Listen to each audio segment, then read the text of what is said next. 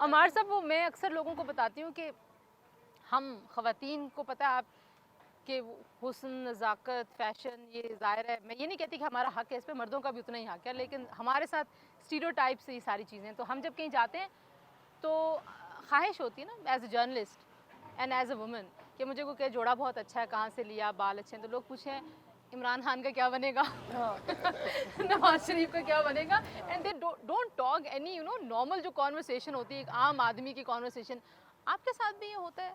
आप इतने बिकॉज आपने देखे शायरी के प्रोग्राम, अदब के प्रोग्राम, लेकिन जो आपका कॉलम हमेशा से रहा वो हार्ड कोर पोलिटिकल कॉलम था, तो वो गुफ्तगू और भी करता है कि आजकल आप कैसा महसूस करते हैं? नहीं नहीं, अब ऐसी गुफ्तगू हमसे थोड़ी करते हैं कि इमरान खान कैसे हैं या नवाज शरीफ कैसे हैं।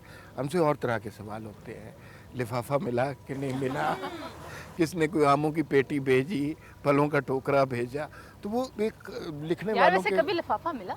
यार मेरी बड़ी ख्वाहिश है, आज तक नहीं मिला। मैं बड़ा सोचता हूँ और ड्रीम करता हूँ कि कोई वक्त आएगा, कोई डॉलरों का ब्रीफकेस लेके मेरे घर में आएगा, लेकिन अभी तक ऐसा वाक़या नहीं हुआ। बतूल, आप भी कुछ अरसा स्क्रीन से गायब थी, बहुत अरसा। फिर आप स्क्रीन पे वापस बहुत आई, अरसा। फिर हमने आपकी एक ज़बरदस्त किस्म की एक लड़ाई और वो देखा, तो मुश्किल होता है, एक्सपेक्ट करी होती है कि कहीं जाएंगे लड़ना शुरू हो जाएंगे, अचानक से कोई हमारे से कोई बंद कर देगा, मुझे कुछ हो जाएगा ऐसा? लड़ाई वो होती है जो दोनों तरफ से होती है, वो एक तरफ से थी तो उसको गिला कह सकते हैं, क्योंकि मुझे लगता है कि मैं इतनी प्रोफेशनल ज़रूर हूँ कि मैं ऑफ द रिकॉर्ड या ऑन द रिकॉर्ड प्रोफेशनली अपने नर्व्स पे कंट्रोल कर सकूँ। वैसे तो मैं पंजाबी हूँ और मेरा टेम्परामेंट भी पंजाबियों वाला है और राजपूत भी हूँ, पर when it comes to work तो फिर हम वही वैसे ही बिहेव करते हैं जैसे हमें सिखाया गया। तो वो सिर्फ एक गिला था और मुझे लगता है वो गिला दूर हो गया होगा अब तक, मुझे उम्मीद है। लेकिन यार बिल्कुल ऐसा नहीं है कि जाएंगे तो लड़ाई होगी। मैं एक जगह थी, मैंने ये बताया कि सिचुएशंस तो बहुत सारी हुई हैं कैमरा के ऊपर, कैमरा के पीछे, लेकिन एक दफ़ा मैं जुल्फ़िकार मिर्ज़ा को इंटरव्यू करी थी तो उन्होंने, हमारा इतना ही डिस्टेंस था, तो लिटरली मेरी गोद से पेपर्स उठा के यूं कर दिए कि दिखाओ इनमें लिखा क्या हुआ। और मुझे याद है कि मैं तब लिटरली नर्वस हो गई थी कि, लेकिन मैंने अपना प्रोग्राम नहीं रोका था। तो अगर मैं चाहती तो मैं ये भी कि उसको, जो हमारा एक रवैया है कि आपने क्यों करीब आके क्यों मेरे पेपर्स उठाए, आप ये नहीं कर सकते थे, एथिकली मेरा राइट नहीं करना चाहिए था, लेकिन मैंने I did not let my gender disturb my job. अच्छा, कभी ये हुआ, बहुत सारे लोग कहते हैं आपको मॉर्निंग शो क्यों नहीं कर लेती हैं? हाँ, मुझे ये क्या आप बोर लोगों से, ये आमना शेख जैसे लोगों से क्या फजूल सवाल यार करते मुझे याद रहते है, हैं? मैं जब खबरें हमने आप पढ़ना सोनिया शुरू से की, क्यों नहीं बात करते कि साड़ी कहाँ से ली, ऐसी गुफ्तगू? हाँ मुझे याद है वो हमारी शक्ल पे बहुत लोग चले जाते हैं, सीरियसली नहीं लेते आपको। मैं I was 22 when I joined याबाई news as a news anchor. हम कराची में होते थे तो खबरें पढ़ते थे, कहीं ना कहीं से तो शुरू करना था, तो मुझे खबरें पढ़ना बहुत बोर होती थी मैं खबरें पढ़ के। तो मेरे प्रोड्यूसर ने कहा तुम इंटरेस्टेड भी नहीं हो तो कुछ और। मैंने कहा यार कोई रिपोर्टिंग बोलेंगे या कहेंगे डॉक्यूमेंट्री पे काम करते हैं या कहीं आउटडोर जा रहे हैं। अगले दिन उन्होंने मुझे एक बहुत बड़े, जो it was one of the biggest channels, in fact the biggest channel, उसके प्रोड्यूसर से मिलवा दिया। मुझे पता ना, मुझे मॉर्निंग शो का नाम आता है ना मुझे प्रोड्यूसर का पता था। He was very famous but I didn't know him क्योंकि हमारी फील्ड से नहीं था। तो उसने कहा जी आप you are perfect for the job, अब आप मुझे म्यूज़िक के बारे में अपनी राय दें।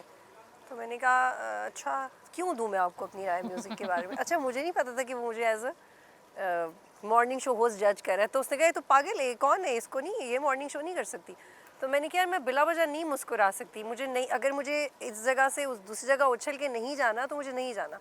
लेकिन जिस तरह का काम आप लोग करवाना चाह रहे हैं वो मेरे नेचर के बिल्कुल अगेंस्ट है। आप गुब्बारे ना फुला सकती हैं ऑन एयर, ना बिल्कुल आप फोड़ नहीं, सकती शायद मैं एक दो दफ़ा कर लूँ पर मैं ये रोज़ नहीं कर रोज पाऊंगी। नहीं हो सकता। तभी टेम्परामेंट होता है ना, हर एक इंसान का एक नेचर होती है। अब जैसे मैं हूँ, मुझे लगता है कि मैं मॉर्निंग शो के लिए बड़ा फिक्स हूँ, मतलब नॉन स्टॉप आप मुझे 2 घंटे बुलवा लें। इनफैक्ट जब मेरा पहली बार खावर साहब पीटीवी में उन्होंने मुझे बुलाया, उन्होंने कहा 1 घंटे का प्रोग्राम है, आप बोल लेंगी?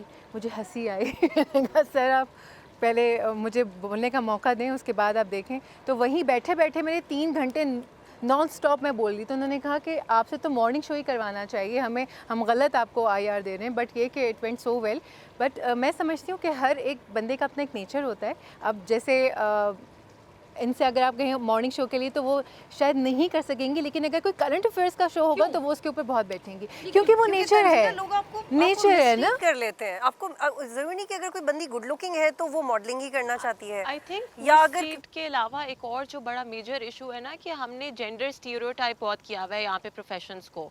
मतलब जिस तरह जॉब है तो मेल एग्जैक्टली मतलब हमें लगता है कि if it's political law related कोई भी सीरियस काम है तो वो उनके लिए, और औरतें बस मोर लाइक शो पीस वाली जॉब्स के लिए हैं। So I think which is very wrong. All professions should be equally respected. Sorry to cut you but let me add this, पिछले कुछ साल पहले तक किसी Pakistan, and I think I am claiming it and this is truth, कुछ साल पहले तक अमार मसूद साहब किसी पाकिस्तान की फीमेल जर्नलिस्ट का तज्जिए की भी उतनी अहमियत नहीं होती थी हमारे मुल्क में। That is true. हमारे मुल्क में मेरा ख्याल है 2-3-4 साल पहले तक किसी खातून जर्नलिस्ट के तज्जिए की भी अहमियत नहीं होती थी। तो आप यहाँ से अंदाज़ा करें।